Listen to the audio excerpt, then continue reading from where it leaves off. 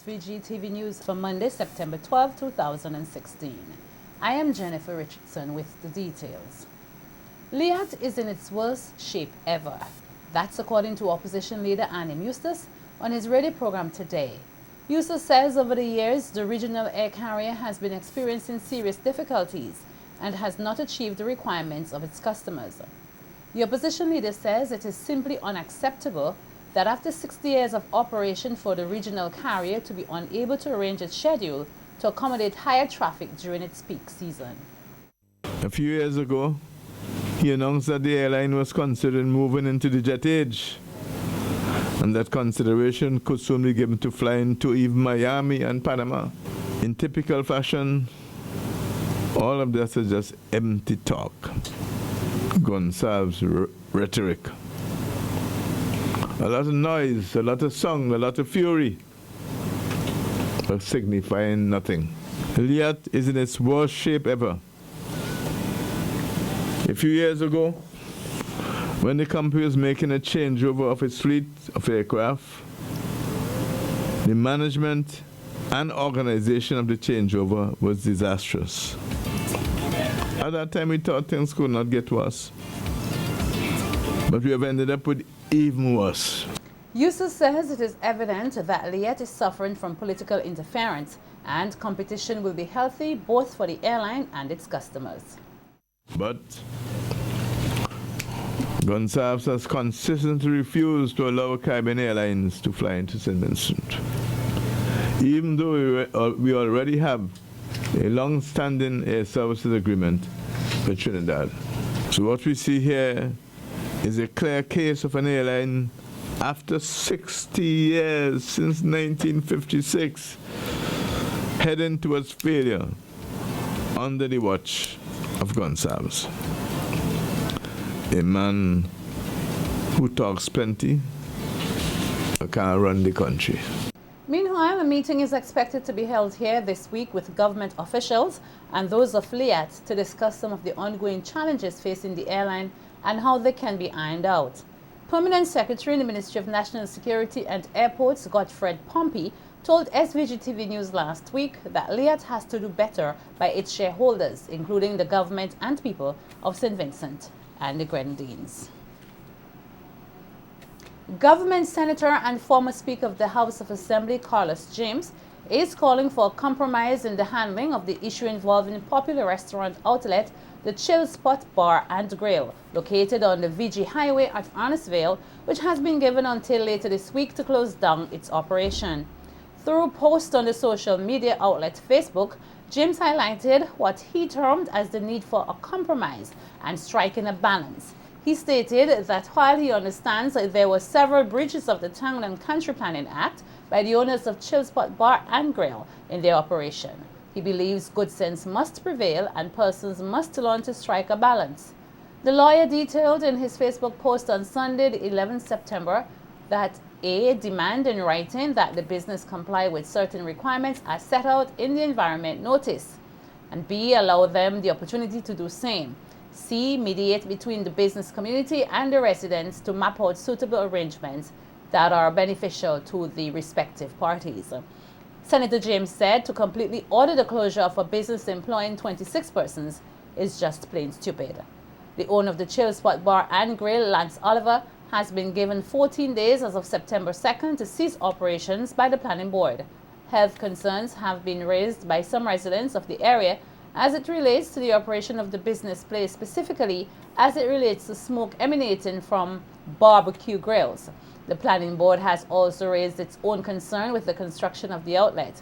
And as recently as January 2015, Oliver was served a second notice for covering his nearby establishment, Renton Drive parking lot, with a roof without written permission. Meanwhile, SVG-TV News team got the opportunity to speak with a few residents in the Arnhim area to hear their thoughts on the pending closure of the Chairman-CDC Bar and Grill. However, those who we caught up with prefer to share their views off camera. One resident said although some of the changes leave less stifling smoke, he is dissatisfied with the waste coming from the food outlet that runs into drains as this attracts rodents. One of the things that bothers me is the secondhand smoke. Most definitely, because if you're a vegetarian and you walk the street, the meat smell and the secondhand smoke from the meat pit is really not good for you, number one. And as you walk along, the stench from the drain is unbearable. And if you look over the drain, there's pieces of meat and pieces of everything else. And it's like a feast for the rats, which is a dangerous thing. You know, there's so many rats that would accumulate in the drain, it can't be no good for nobody. For nobody at all, it can't be no good. And right next door, we have a wonderful church, you know, and so I could imagine, you know, on any one prayer night, you know, the music and the smell and trying to maintain a posture or situation that is godly is difficult, very difficult. Another resident says that the issues surrounding the Chill Spot Bar and Grill are part of the process of development and decentralization, and that he agrees that compromise must be reached as some 20 persons will be placed on the breadline.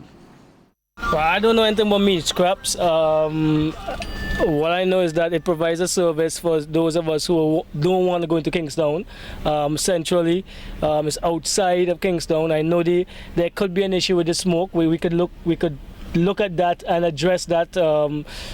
Obviously, there are other entities along the same area that would have to do the same, but they provide a service. It's, as I said, it's convenient for us to be out of central Kingstown, and in our quest to decentralize, these are some of the areas that are going to be developed. So I would like them to stay. I would definitely like them to stay with the adjustments that are necessary to be made.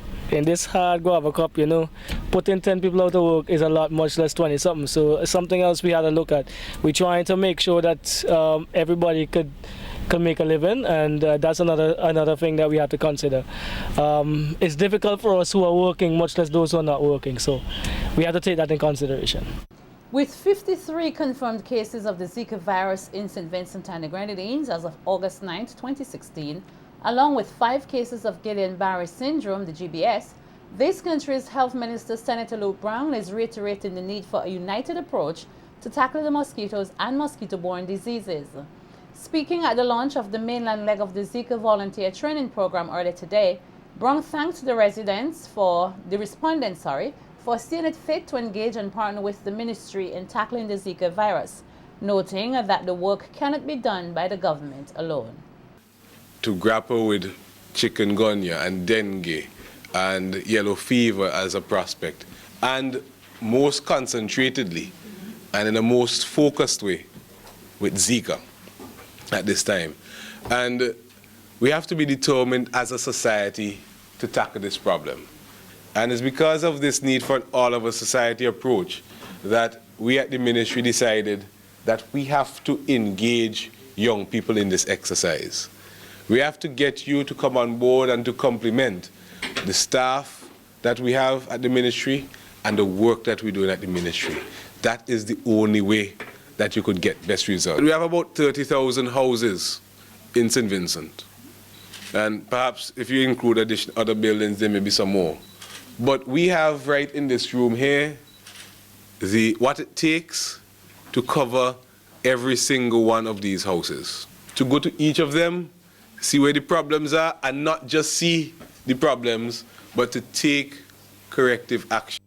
Outlining the objectives of the program, which he noted falls within the framework of the World Health Organization, the minister called on all volunteers to be fully involved with the program, as they are dealing with what is considered to be one of the most dangerous animals. Mosquito control, risk communication, and community engagement to prevent adverse health outcomes by people in our population. And when we talk about people in our population, we mean including you. We mean including your relatives and friends who have been affected by this problem, and other members of our society. If we take a poll around this room here right now, I am sure that the vast majority of you would say that you have been affected by a mosquito-borne disease at some time in the past, and perhaps at some time in the recent past. So what you're doing here is in part looking out for your own interests, but more than that, looking out for the interests of the society as a whole. We have a clear and present danger right in our backyards, right in our homes, but we're not doing the best that we could do about it? No. We have to do our best, and we have to do better. Highlighting that the training will assist in the way persons address matters of public health, Browne urged the volunteers to have a different outlook on achieving national development. And the seriousness and the commitment to bringing about a positive change. I think that this is the kind of course of training that almost everyone in our society at some point in time should participate in, because this is serious business. What we have now is really the beginning of a process that prepares you to be better ambassadors for health. You're going to work now in a way that brings about an important goal for our society, but it is going to change the way in which you approach issues of public health for the rest of your lives. Let's organize our society. Let's work together, and you would be surprised as to the kind of things that we could do if we are organized, if we are committed to the task, and if we are serious about the national development of our country. Education, a 21st century concept through the eyes of the adults. That's the theme under which the Division of Adult and Continuing Education, the ACE Week of Activities, is being observed. The activities, which seek to celebrate the division's work and accomplishments over the years, kicked off earlier today with a church service at the New Testament Church of God at Wilson Hill, attended by education officials, administrative staff, as well as students and ACE participants. Commending the ACE Division staff for their outstanding work thus far, Assistant Secretary Cassandra Browne said despite numerous challenges, the division remains committed to the educational development of St. Vincent and the Grenadines. She further urged the Vincentian public to continue supporting the ACE Division as well as the government of SVG as they strive to provide better educational opportunities for all. The Ministry of Education recognizes your effort to deliver the program's objective, thereby ensuring that persons can access adult education throughout St. Vincent and the Grenadines. Even in spite of the present challenges the department faces, you have stood the test of time. This in itself says that your commitment lies beyond self and commendation is in order. On behalf of the Permanent Secretary, Mrs. Williams, I would like to say a heartfelt welcome to all of you who are here this morning and to wish you, the staff of the Adult and Continuing Education Department, every success as you celebrate Adult Education Week 2016. Former chairman of the Carnival Development Corporation, Dennis Ambrose, has said that he has not yet been formally relieved of his position, though his replacement has already been announced through the media. Ambrose told SVG-TV News today he has not yet been notified of the appointment of a new chairman to the CDC. After serving 15 years at the helm of the CDC, the outgoing chairman regards his departure as bittersweet. He maintains, however, that he anticipates formal notification of the new appointment in due course. In this case, the letter or letters of appointment will come from the Permanent Secretary in the Ministry of Culture. I haven't received any as yet. And do you anticipate one? Yes, I do anticipate one. It is the norm. I have given great effort in overseeing my tasks, during that period. And I would only want to wish the incoming chairman all the best. And I really hope that he has the endurance and patience and all that goes with it to manage the affairs of the CDC. Would you agree that Mr. Adams will have very big shoes to fill? Well, I hope you have big feet. He said that he strongly believes the standard of Vincimas has risen over the years, and when asked about the criticisms received over the years, Ambrose stated that the CDC, in his opinion, had handled the criticisms commendably. I've always invited, persons to, if you have an idea or you have a bit of criticism, about something that we do that you think could be done differently, we have an open door policy.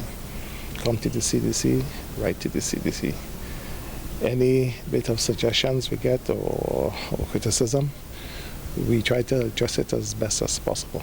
And of course, you cannot respond to all the criticism, or you cannot respond to all the asking of the CDC. But I think we have done, I want to put it in this way, magical work, the Bill and the Carnival from 2001 to today, 2016. I think we have done tremendous, and I'm proud of my performance. I am proud of the people who I work along with, the board of the CDC. They have all given in an unselfish way. Last week, the CDC announced the appointment of Ricardo Adams as the new chairman after Ambrose indicated his desire to step down a few years ago. And Ambrose stated that he will still be involved in the CDC as he has agreed to stay on as an advisor. When asked about concerns of imposing on the new chairman, he responded by stating that the CDC does not operate in a dictatorship manner. Rather, every decision is harmonious amongst the members of the board. He further added that his role as advisor would be to guide the CDC towards the further development of the VINCIMAS product. When I took over, there were other advisors, and I worked along with them. I didn't feel in any way that they were imposing their will or trying to be strong-handed in any way. I think we work harmoniously over the years, and I expect that my functioning would be the same. I am not there to dictate to anyone. I am not in the driver's seat, but I'm there and will still feel that I can make a contribution, but through the democratic process. A call has been made by Communication Officer of VINLEC, Tamara Job-Sprott, for Vincentians to be cautious when dealing with hazards such as utility pole fires. The advice came in light of a recent fire from VINLEC responded to on a telephone pole in the Glen area. Job-Sprott spoke to SVG-TV News on the emergency work carried out on the pole as well as the concern for the safety of Vincentians. She pointed out that the emergency team responded quickly to a call on the company's emergency line about a burning pole and encouraged Vincentians to be very careful when such incidents occur. We were required to do was to isolate the area. In other words, we had to take out power in that area and begin remedial work. The area has since been restored. There is power in the area, and at a later date what we'll do is we'll replace that pole. So right as it is, it's electricity is in the area, but a little later in the week we'll have to replace that pole. When these incidents happen, we ask people to call our emergency number, which is 456-1540, and there's usually, that's a 24-hour number, so there's usually a prompt response from there. We also ask the public to be cautious, not to move close to these areas, not to move close to the poles. Usually, of course, there's electricity, and we want people to be safe, so we ask you to be cautious. Job-Sprott also called on Vincentians to report such incidents to VINLEC and warned against trying to solve such issues themselves. To that, if you recognize that there is a fault on our transmission and distribution system, that's our lines, our poles, and so on, we ask you to call our emergency number. That's where you'll get the quickest response. So we're encouraging persons to utilize that number to assist us and also to assist themselves. Do not touch, do not go close to the poles, stay as far away from the area as you can. And do not even try to use water or anything? No, the proper thing to do is to contact us. We know the procedure, we'll follow it through. We do not want persons to try to solve the problem. It's electricity, and we want the qualified persons to be able to deal with it. And St. Vincent Electricity Services Limited, VINLEC, is participating in a regional discussion on renewable energy at the 2016 CARELEC Renewable Energy Conference and Trade Show taking place in St. Kitts this week. CARELEC is an association of utility suppliers, manufacturers, and other stakeholders operating within the Caribbean's electricity industry.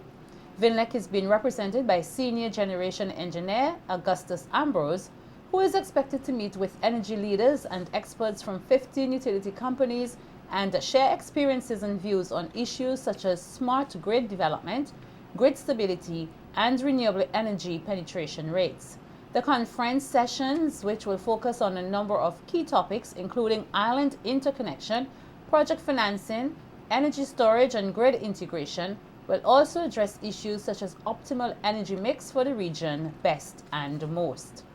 Sustainable energy policies for the region, business models that will ensure energy security to fuel development, and financing avenues for small island developing states. The conference is being hosted by CARELEC in collaboration with the St. Kitts Electricity Company and will take place at the St. Kitts Marriott Resort and the Royal Beach Casino.